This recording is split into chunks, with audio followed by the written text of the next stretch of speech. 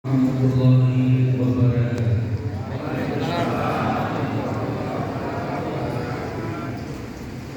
Alhamdulillah, alhamdulillahilladzi nahmaduhu wa nusalli ala rasulihil karim, amma ba'd.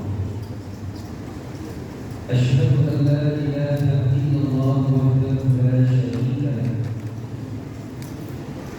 wa asyhadu anna Muhammadan abduhu wa rasuluh.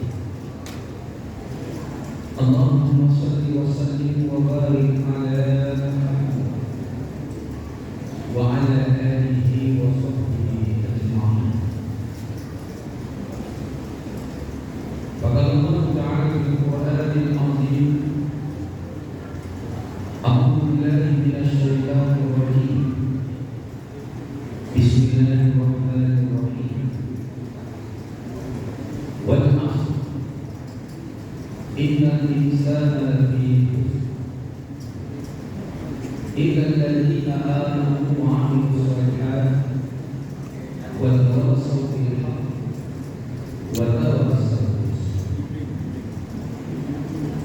Wa qala ayatan, idza zulzilatil ardu zilzalaha wa akhrajatil ardu asqalaha wa qala al-insanu ma laha yawma idzin tuhaddithu akhbaraha.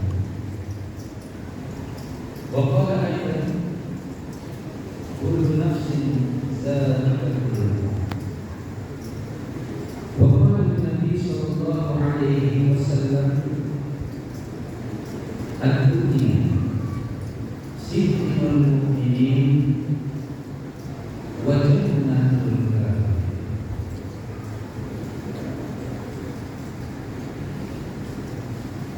Yang sama-sama kita hormati Bapak PJ Wali Kota dan Pinang, dalam hal ini diwakili Bapak Imam itu terbagi hanya dalam 3 golongan. Golongan yang pertama kata sama adalah orang-orang yang selesai sholat fardu isya langsung menyibukkan diri dengan amal-amal kebaikan. Duduk di majlis seperti ini adalah satu kebaikan yang besar. Maka golongan seperti ini, kata Salman radhiyallahu anhu, malam hari itu menjadi bagi-bagi keuntungan bagi malam menjadi kewajiban. Golongan yang kedua, selepas sholat isya sibuk dengan berbagai macam dosa dan maksiat. Jangan-jangan tak sempat pulang sholat isya langsung buat dosa, buat maksiat. Golongan semacam ini, kata Salman radhiyallahu anhu, malam hari itu menjadi bencana bagi, malam menutup, malam menjadi musibah. Golongan yang ketiga pula, lepas saja sholat isya masuk bilik, kunci bilik, langsung tidur, membuter. Golongan macam ini, kata Salman, untung tidak rugi pun. Atau yang lain Tanjung Pinang, golongan nomor 3 ini, golongan paling modal. Untung tidak rugi pun. Alhamdulillah, pada malam tahun baru Islam yang penuh barokah dan mulia ini, kita dapat bersama-sama menghabiskan malam dengan satu kebaikan besar untuk membahas satu peristiwa yang besar atas kuasa Allah yang maha besar, menjadi tulang peringatan hari besar. Mudah-mudahan majelis kita yang diterima oleh Allah malam ini Yang kedua, Rasulullah SAW menjelaskan dalam dunia ini takdir ada satu rombongan malaikat dengan jumlah yang begitu banyak. Malaikat ini datang ke dunia mencari majlis-majlis seperti yang kita buat malam ini, yang mengingati Allah, mengagungkan Allah.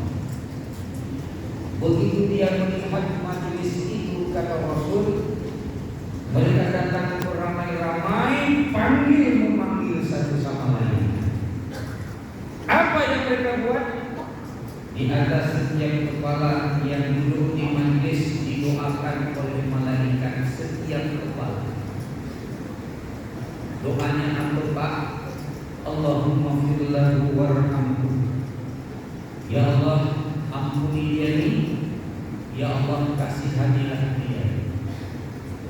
Tetapi sayang, 1000 kali sayang, ada yang malaikat nak doa di majlis ini tak jadi doa. Apa sebab? Begitu nak doa, yang hadir sibuk buka WA, ada pula buka YouTube, ada pula nengok Facebook. Walaupun dia duduk di majlis, malaikat tak jadi doa. Jadi boleh kami buka handphone, boleh kalau nak foto saya.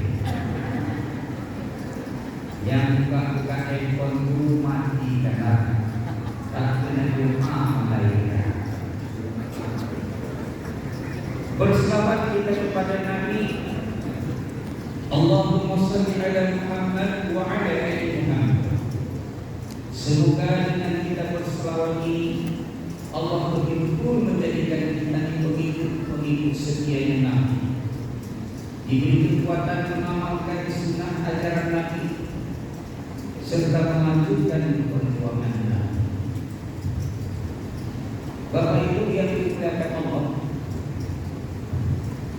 pada malam ini kita sama-sama memperingati, meraihkan, memeriahkan pergantian tahun baru Islam. Kalau boleh sedikit bercerita, memang nasiblah tahun baru Islam ini betul-betul tidak sama perlakuan Islam dengan tahun baru Masehi. Betul?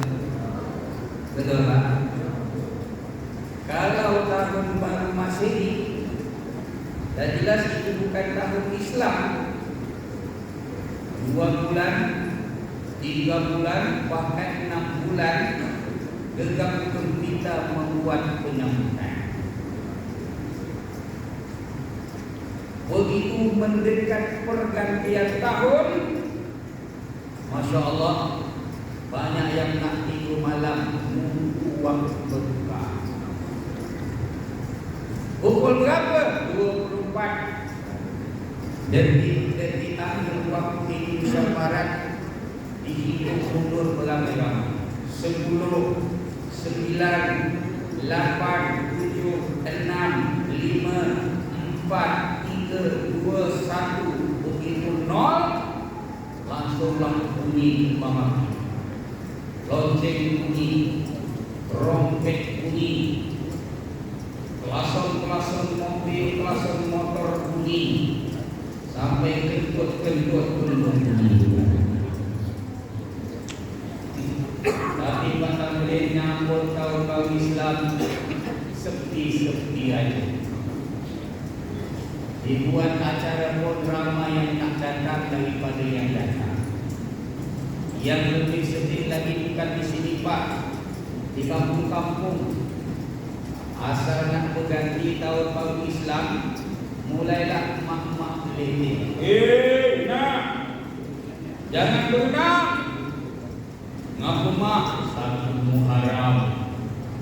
Dengan matu-matu mak ini cedak. Satu Muharram, Haji Bahayu, Haji Naas. Budak, Mak, jangan majak pokok. Jatuh, patah. Nak begitu Mak? Satu Muharram. Seolah-olah bulan Muharram itu seram. Tapi kalau Januari bukan main. ramai heboh. Ada acara di laut lah, ada acara dekat masjid lah, sampai dekat rumah anak beranak tak tidur malam. Macam-macam dibakar. Bakar ayam ada, bakar bebek ada, bakar udang, bakar sotong. Yang stres bakar rumah. Tapi tahun baru Islam kondisinya berbeda. Tetapi alhamdulillah Bapak Ibu, dipilih Allah hadir ke sini pada malam pergantian tahun. Semoga kita mendapat rahmat dan cinta dari Allah dan kita memuliakan mencintai Islam. Amin ya rabbal alamin. Bapak Ibu yang dimuliakan Allah, sesungguhnya umat Islam ini pada awalnya sejak Nabi Muhammad SAW diutus, ada perhitungan bulan tapi tidak ada perhitungan tahun. Lalu bagaimana orang-orang Jazirah Arab memberikan tahun? Sesuai dengan peristiwa yang terjadi mengesankan kota. Banyak diingat itulah tahun. Misalnya Nabi Muhammad SAW lahir tanggal 12 Rabiul Awal tahun kenapa pula disebut tahun gajah? Karena waktu itu ada peristiwa besar terjadi. Raja Abraha membawa pasukan bergajah ingin menghancurkan Ka'bah itu milik Allah. Allah hantar burung-burung kecil. Alam tara kaifa fa'ala rabbuka bi ashabil fil. Alam yaj'al kaydahum fi tadlil wa arsala 'alaihim tayran. Burung-burung ababil datang membawa batu kecil nampaknya, tetapi pasukan Abraham mati menggenaskan seperti ulat dimakan daun. Betul Bu? Salah. Betul Pak? Salah. Seperti daun dimakan ulat. Karena peristiwa ini menggemparkan kota Mekah, semua kejadian sekitar itu disebut dengan tahun gajah. Rasulullah lahir ketika peristiwa itu. Ada lagi tahun dikenal namanya tahun renovasi Ka'bah. Sebab pada ketika itu Ka'bah direnovasi.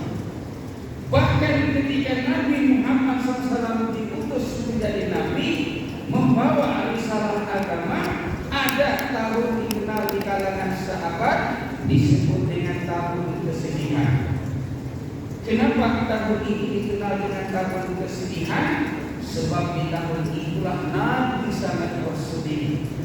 Meninggal istri tercinta yang mendukungnya selama ini bernama Khadijah radhiyallahu anha, dan paman yang selama ini membela dakwahnya juga meninggal, yang membuat Nabi sedih, meninggal dalam keadaan tidak beriman. Maka semua peristiwa terjadi di waktu bersedihnya Nabi itu disebut dengan tahun kesedihan. Lalu kapan umat Islam ini mempunyai perhitungan tahun?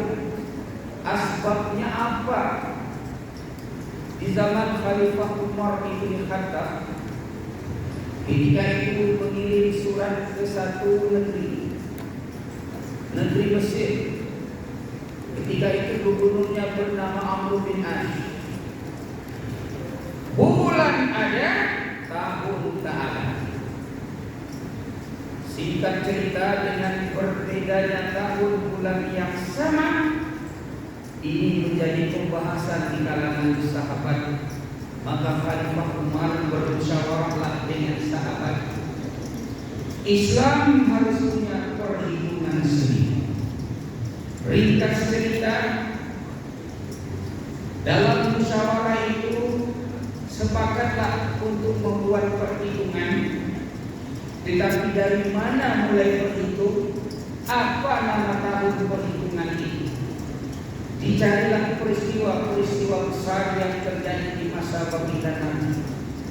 Ada yang mengusulkan kita menghitung tahun Hijriah, kita menghitung Islam itu mulai daripada Nabi menerima wahyu di Gua Hira. Ada yang mengusulkan tidak, ketika Nabi lahirlah kita mulai berhitung. Ada lagi yang mengusulkan Islam itu dihitung tahunnya daripada peristiwa Isra wal Mi'raj Nabi. Ini peristiwa yang luar biasa. Ada yang mengusulkan mulai kita berhitung pada waktu hijrahnya Nabi ke Madinah, tak jauh dengan peristiwa yaitu hijrah. Makanya tahun kita diberi nama Hijriah. Sekarang ini Bapak Ibu, kita berada pada 1446 tahun. Bermakna kalau dihitung mundur berapa tahun kita bicara? 1446 tahun dengan peristiwa hijrahnya Nabi. Kalau dihitung Masehinya 622 Masehi. Lalu Pak, apa pula perhitungan Masehi itu? Sekarang ini kami berada 2024. Itu bermakna Bapak Ibu, kita ini berada 2024 tahun dengan lahirnya Nabi Isa ibni Maryam. Jadi 2024 itu maknanya 2024 tahun dari jarak kita dengan lahirnya Nabi Isa. 1446 itu berjarak dari peristiwa hijrahnya Nabi. Ini yang pertama, sedikit sejarah. Yang kedua, apa makna pergantian tahun itu kepada kita? Yang pertama tadi disampaikan oleh Pak Kapten Dahlan, makna secara pribadi perlu kita cermati dan kita hayati.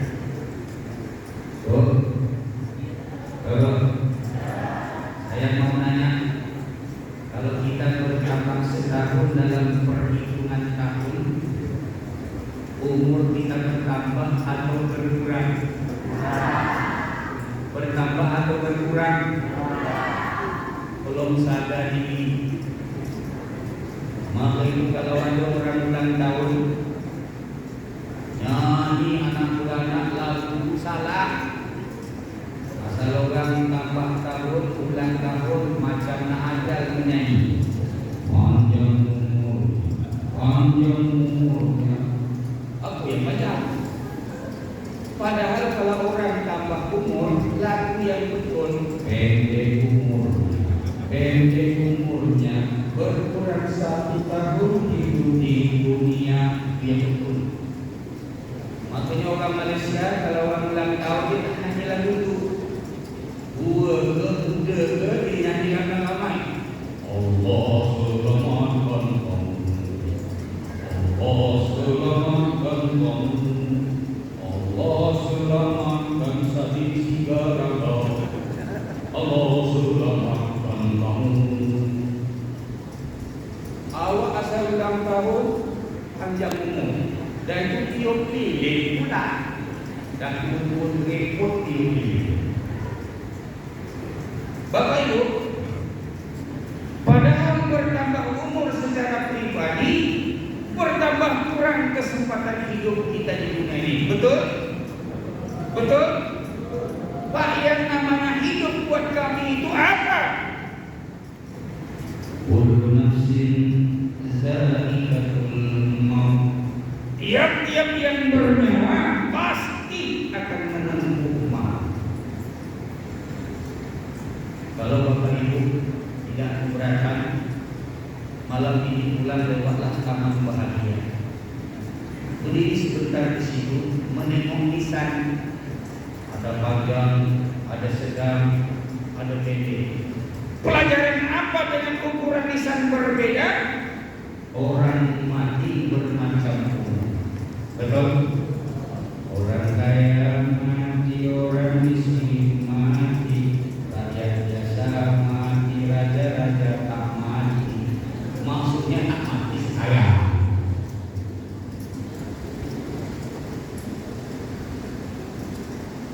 Jadi kita ini Bapak Ibu semua sudah divonis dengan hukuman, bukan hakim yang menghukum, yang maha hakim. Apa vonis hukumannya? Kullu nafsin dha'iqatul maut. Tiap-tiap yang bernyawa pasti bertemu dengan maut. Maka itu dengan pergantian tahun ini Pak,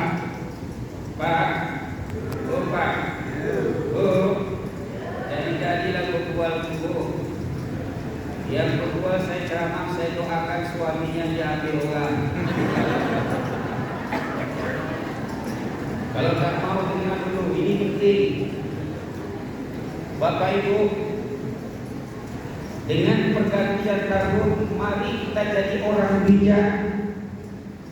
Siapa orang yang bijak tinggal di dunia? Maaf ya, bukan orang bergelar profesor, doktor, bukan orang ahli yang dianggap manusia sekarang hebat. Maaf, bukan. Orang yang bijak hidup itu siapa di dunia ini? Orang yang selalu ingat dia akan mati. Itulah orang bijak, orang pintar. Sebab kalau orang ingat mati, apa yang diingat, apa yang saya bawa mati. Sekarang ini Pak, banyak kita yang tidak bisa berpisah dengan handphone. Istri tinggal tak masalah, handphone tinggal balik ke rumah. Sekali juga buka handphone, sekali juga buka handphone. Pak, oh Pak, saya nak nanya, adakah orang mati nanti bawa handphone? Dia wasiat diri kalau orang mati bawa alat menjadi senang kita bercakap dalam buku. Ada Pak. Bapak-bapak yang ada jabatan, ada SK, baik itu OPD atau FKPD, siapa yang mati bawa jabatan? Siapa yang mati bawa SK? Yang sekolah S1 sampai S3 ada yang mati bawa ijazah? Lah. Yang dibawa apa? Iman dan amal soleh. Hanya saja Bapak Ibu, kalau boleh saya bercerita sedikit, kita hidup di dunia ini memang kita terancam dengan berbagai godaan dunia. Ini yang kadang-kadang membuat kita lupa dengan hidup kita sendiri. Pak, sesungguhnya kita ini pasti mati. Sesungguhnya kita akan berangkat ke kubur. Malaikat, pegawai-pegawai Menko ini Pak, paling-paling premier satu hari 2 kali aja absennya itu pagi sama sore ya Pak. Tapi kalau kita di absen malaikat mau berapa kali satu hari? 70 kali. Bermakna 12 menit sekali malaikat mau absen. Oh belum begini, belum masak lagi, masih mengkar, belum kok. 70 kali saya di absen oleh malaikat. Pak, sementara dunia ini penuh dengan kenikmatan, ini yang membuat kita lupa dengan bertambah umur dengan berangkat ke kubur.